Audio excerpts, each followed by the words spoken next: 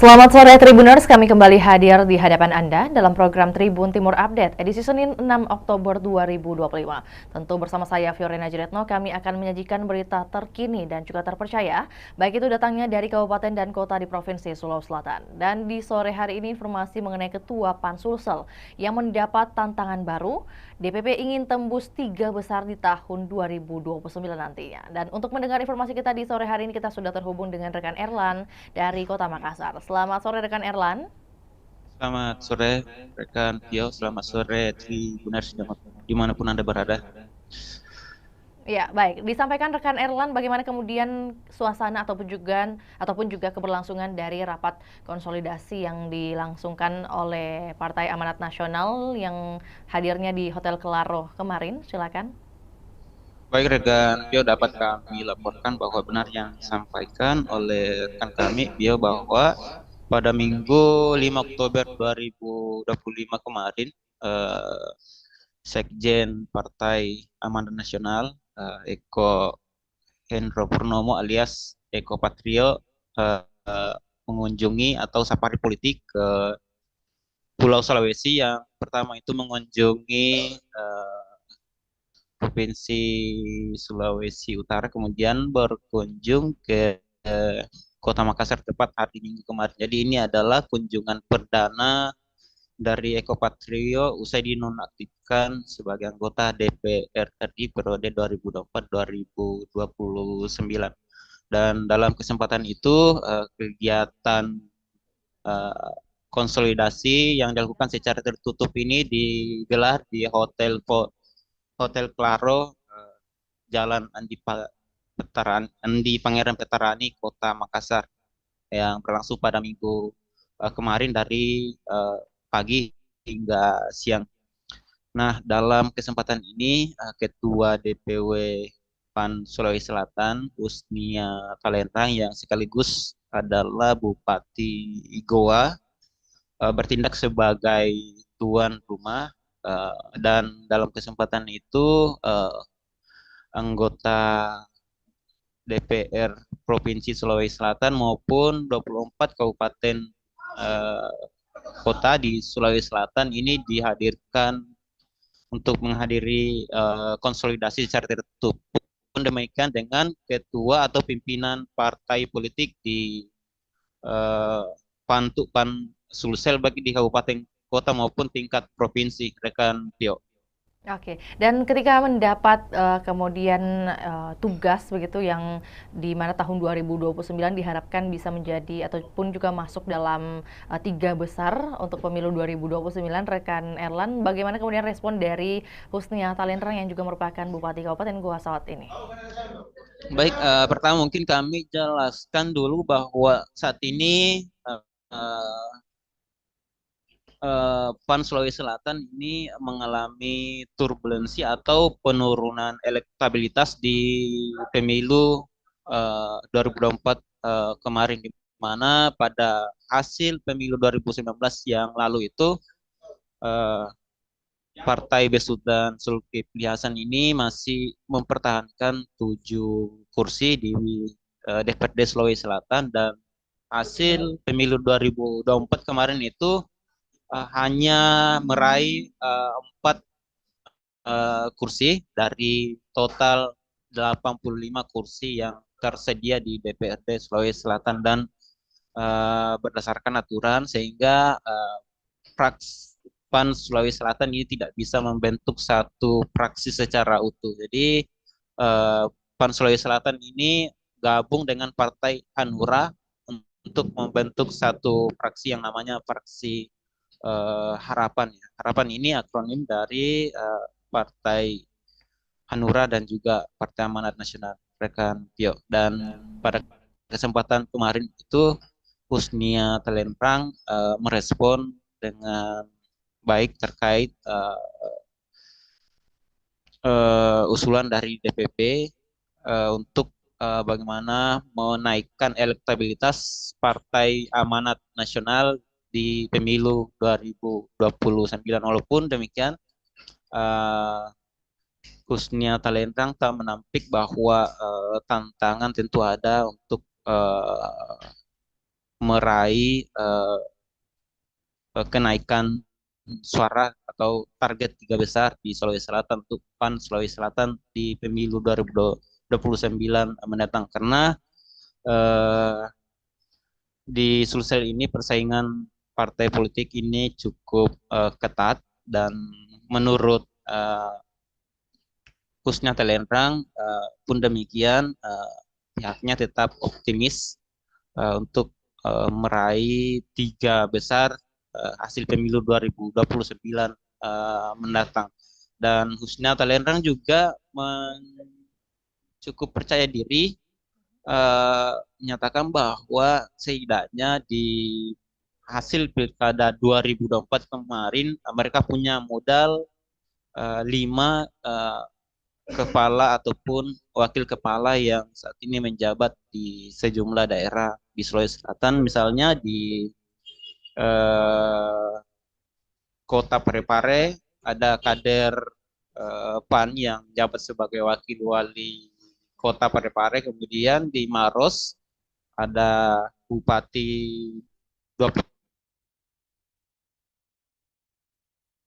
periode, juga dari gua sendiri yaitu Ketua DPW PAN Sulsel, dan juga dari Bulukumba ada wakil bupati, dan pun demikian dengan di Kabupaten Kepulauan Selayar yang diklaim bahwa wakil bupatinya itu merupakan kader dari Partai Amanat Nasional, sehingga dari 5 kepala dan wakil kepala daerah itu disebutnya sebagai modal awal untuk uh, menyongsong pemilu 2029 mendatang. Pun demikian dengan berbagai kader yang saat ini duduk di kursi parlemen daerah di 24 kabupaten kota di Sulsel maupun di tingkat provinsi Sulawesi Selatan. Rekan Pio. Oke, baik, mungkin melanjutkan dengan yang disampaikan oleh rekan Erlan bahwa memang ada beberapa pejabat yang juga merupakan bagian dari Partai PAN sendiri, dan kemudian apakah ada arahan yang disampaikan oleh Eko Patrio khususnya mungkin terkait penguatan struktur kepengurusan baru di DPW PAN Sulsel ini? Baik rekan Pio, jadi memang karena kepengurusan DPW PAN Sulsel di bawah kepemimpinan dari Husnia Talendang ini dari bulan 5 sampai bulan sekarang memang belum dilantik, walaupun struktur kepengurusannya cukup cukup lengkap, tapi dari penyampaian dari Sekjen uh, PAN kemarin itu bahwa masih ada daerah 24 kabupaten kota maksud kami yang saat ini belum melakukan musda, dan hingga struktur kepengurusan belum rampung, sehingga sebelum dilakukan pelantikan khususnya Talent Rank dan CS diinstruksikan untuk merampungkan dari kepengurusan di sejumlah daerah maupun uh, melakukan musda di kabupaten kota di Sulawesi Selatan. Rekan Pio. Oke, dan Setelah kemudian itu, target, ya. ya. Dan kemudian target dari Husnia Talendra sendiri untuk Musda sendiri harusnya sudah rampung semua per bulan berapa ataupun juga per tahun berapa? Apakah mungkin di tahun 2025 ini harus rampung semua? Baik, sesuai dengan instruksi dari Sekjen PAN kemarin bahwa uh, 24 kabupaten kota khususnya dari PAN, kader PAN atau pengurus PAN, dan juga diinstruksi langsung disampaikan ke Husnia Talenrang DKK bahwa target untuk merampungkan itu semua sampai tahun ini paling tidak Desember 2025. Jadi semuanya harus rampung sebelum DPW Sulawesi Selatan dilantik sebagai pengurus DPW PAN periode 2025-2030. Rekan Pio. Oke, baik. Rekan Erlan, selain kemudian adanya konsolidasi, kemudian juga bagaimana menekankan agar Musda bisa terlaksana, paling tidak hingga Desember 2025 sudah terlaksana di 24 kabupaten kota di Provinsi Sulawesi Selatan. Adakah mungkin juga informasi lainnya yang kemudian menjadi perhatian khusus dari, atau juga yang disampaikan oleh Sekjen DPP PAN di hari kemarin, mungkin soal program-program partai, ataupun juga mungkin poin-poin utama yang harus diperhatikan juga oleh Ketua dari DPW Provinsi Sulawesi Selatan ini? Baik rekan Pio, jadi pesan dari Sekjen sendiri itu kemarin, kebetulan Sekjen menekankan terkait program yang dicanangkan setiap DPW Pansusel baik di berbagai provinsi maupun kabupaten kota, bahwa setidaknya program-program yang dijalankan itu sejalan dengan keinginan masyarakat, dan salah satu program yang dijalankan kemarin itu adalah membagikan sembako ke para ojol yang ada di Makassar, dan itu juga dilakukan DPP PAN di wilayah Sulawesi Utara kemarin saat Eko Patrio DKK berkunjung sebelum akhirnya sehingga di Kota Makassar untuk mengumpulkan kader dan memberikan arahan terkait program-program prioritas dari PAN sendiri, dan juga mengingatkan bahwa setidaknya program yang dijalankan oleh para kader PAN ini sejalan dengan cita dari Presiden Prabowo Subianto. Rekan Pio. Oke, baik. Terakhir rekan Erlan, adakah mungkin informasi yang sudah Anda himpun ataupun juga Anda amati berdasarkan hasil pantauan Anda, sebenarnya tantangan terbesar dari PAN sendiri ataupun juga yang dihadapi oleh PAN Sulsel ini untuk bisa masuk ke 3 besar itu ada dalam hal apa saja? Baik rekan Pio, karena saat ini berdasarkan hasil pemilu 2024 seperti yang kami katakan tadi, bahwa memang dari 8 fraksi yang ada di DPRD Sulawesi Selatan saat ini, jadi PAN dengan Partai Hanura itu tidak bisa membentuk satu fraksi, sehingga dua partai ini harus satu gabungan untuk membentuk satu fraksi, dan kemudian untuk tantangan uh, kedepannya tentu agak berat karena cukup banyak tantangannya, karena sejatinya banyak juga partai-partai besar yang ada di atasnya, seperti yang saat ini telah mengunci kursi terbanyak di DPRD Sulawesi Selatan, dan ini merupakan sejarah uh, pertama kalinya Partai Nasdem ini menang sebagai uh, hasil pemilu 2024 kemarin, dan menempatkan kadernya sebagai ketua DPRD Sulawesi Selatan dengan jumlah kursi 17. Dan selama ini di Sulawesi Selatan memang sejak Orde Baru yang menjadi langganan pemenang pemilu itu adalah Partai Golkar, dan ini pertama kalinya kekalahan dari Partai Golkar sebagai langganan merebut kursi ketua DPRD Sulawesi Selatan, rekan Pio. Dan tentunya di pemilu 2029 mendatang ini partai yang ada di atas partai PAN ini punya strategi masing-masing untuk menggait kader-kader untuk memenangkan pemilu 2029, dan terutama ini banyak dari partai yang saat ini menggait generasi muda, karena di era sekarang ini yang mendominasi era teknologi itu adalah baik itu generasi milenial maupun Gen Z ya, yang sejatinya generasi Gen Z ini cukup lahir di era perkembangan teknologi, rekan Pio. Oke, baik. Untuk itu terima kasih rekan Erlan atas informasinya di sore hari ini. Jadi memang masih banyak kemudian hal-hal atau juga upaya yang harus dilakukan oleh Partai PAN sendiri ataupun juga partai lainnya, karena memang sepanjang sejarah ini seperti yang dikatakan oleh rekan Erlan bahwa didominasi atau juga selalu dimenangkan oleh Partai Golkar, dan baru saja menorehkan sejarah dari Partai Nasdem yang menang di pemilu 2024 kemarin. Semoga juga kemudian bisa menjadi semangat juga bagi Partai PAN untuk bisa terus melanjutkan tongkat estafet, dan kami menunggu update terbarunya yang akan dilaporkan oleh rekan Erlan. Selamat kembali beraktivitas rekan Erlan, dan juga Tribuners, kami akan tayangkan cuplikan liputan yang telah dihimpun oleh rekan Erlan. Berikut laporannya, selamat menyaksikan.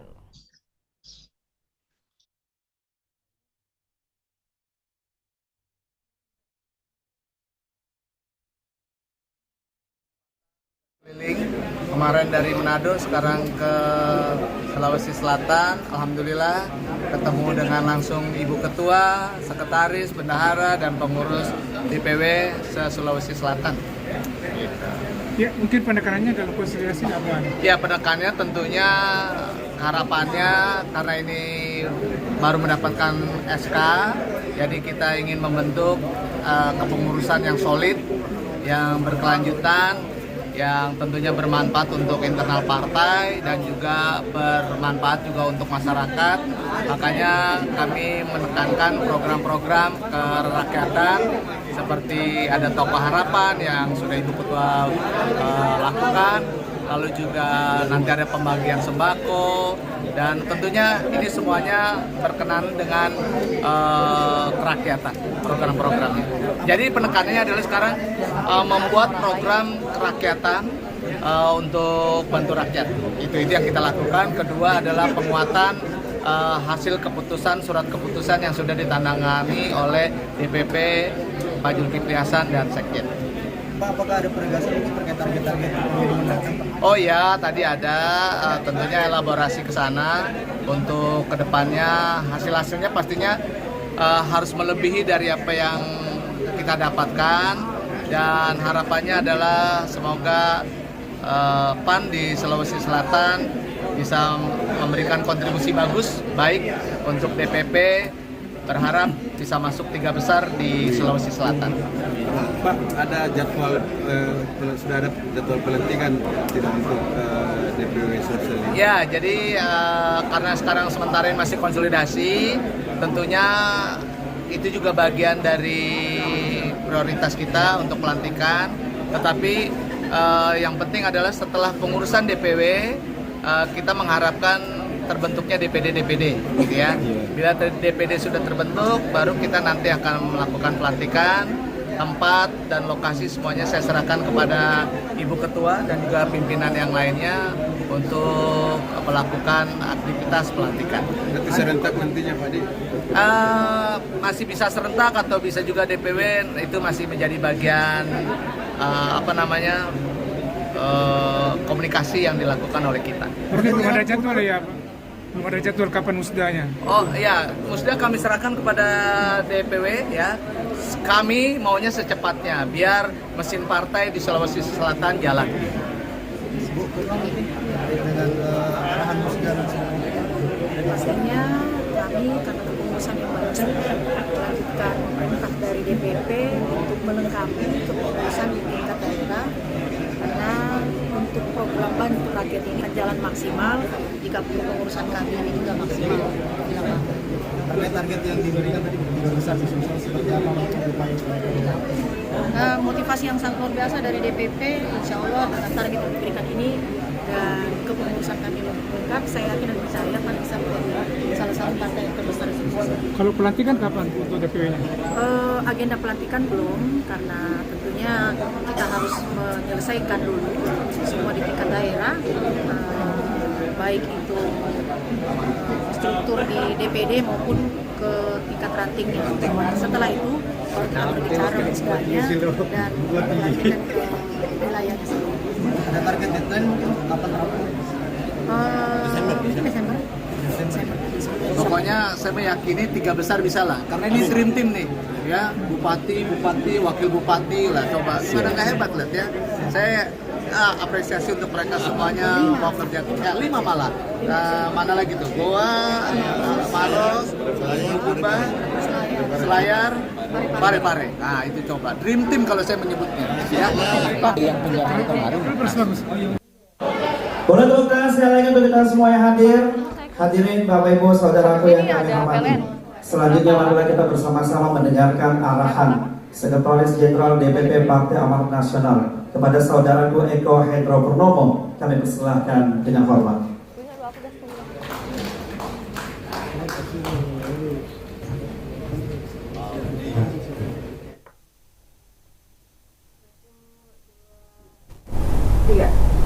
Tribuners, ikuti terus perkembangan berita terbaru dari Provinsi Sulawesi Selatan hanya di kanal YouTube juga Facebook Tribun Timur. Saya Fiorina Jeretno mewakili tim yang bertugas pamit undur diri. Selamat sore dan sampai jumpa. Melalui program tanggung jawab sosial dan lingkungan, PLN memberikan dukungan nyata kepada para petani bawang merah berupa bantuan bibit dan traktor. Bantuan ini terbukti mendorong peningkatan produktivitas pertanian secara signifikan. Hingga saat ini 20 petani telah merasakan manfaat langsung dari hasil kerja keras mereka. Kemandirian petani menunjukkan bahwa kehadiran PLN tidak hanya sebatas menghadirkan energi listrik, tetapi juga turut mendorong pertumbuhan ekonomi masyarakat melalui penguatan sektor pertanian. Memaknai Hari Kesaktian Pancasila, PLN WIP Sulawesi berupaya mendorong perekonomian tiap sudut desa dengan menciptakan objek wisata air panas Beteleme yang menarik bagi wisatawan dan pengadaan gerobak listrik yang sangat berguna bagi pelaku usaha UMKM. PLN berharap bantuan ini dapat mendorong desa Beteleme menjadi destinasi wisata unggulan di Morowali Utara, sekaligus menguatkan UMKM lokal agar mampu mandiri dan berkembang. PLN memberikan dukungan yang menyentuh langsung kebutuhan petani desa Lampoko yang berdekatan dengan pembangunan infrastruktur ketenaga listrikan strategis PLTU Sulsel Baru 2, mulai dari traktor, bibit bawang merah, mesin pemotong, mesin pengering, mesin peniris minyak, hingga sealer untuk pengemasan produk bawang goreng. Bantuan ini bertujuan untuk mendorong kemandirian dan meningkatkan kesejahteraan masyarakat. Semangat Hari Kesaktian Pancasila, PLN WIP Sulawesi meresmikan infrastruktur ketenaga listrikan skala besar pertama di Kabupaten Morowali. Peresmian ini meliputi 2 SUTT 150 kV, Tentena, Koloni Dale Bungku, 2 kardu induk 150 kV baru masing-masing berkapasitas 30 MVA di Koloni Dale dan Bungku, serta perluasan GI 150 kV Tentena. Kehadiran infrastruktur ini memperkuat keandalan sistem kelistrikan di Sulawesi Tengah. PLN mendukung pertumbuhan usaha petani kopi Kopsi Batui melalui berbagai bantuan nyata seperti penyediaan bibit unggul, mesin grader, alat ukur kadar air kopi, sertifikasi mutu, pelatihan lanjutan, hingga penambahan instalasi listrik. Langkah ini menjadi bukti bahwa peran PLN tidak hanya sebatas menghadirkan terang, tetapi juga menyalakan harapan dan mendorong kesejahteraan masyarakat.